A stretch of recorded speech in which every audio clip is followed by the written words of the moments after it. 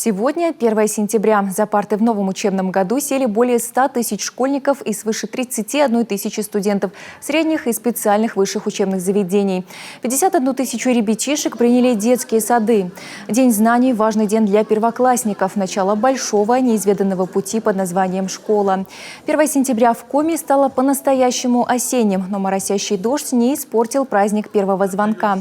Таня Павлючкова сегодня пошла в первый класс Выльгородской школы номер 1. В этом году здесь 3 первых класса. С собой все самое необходимое. Яркий букет для первой учительницы, портфель для учебников и отличных оценок. И, конечно же, желание узнавать новое и много трудиться. У меня есть пенал, карандаши.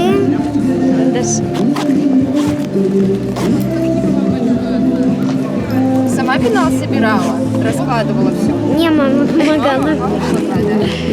Тут ручки и кисточки, и карандаш, и ластик.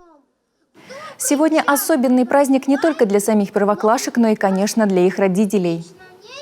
Волнительно, потому что это третий, самый младший ребенок идет в школу. Третий раз идем в первый класс.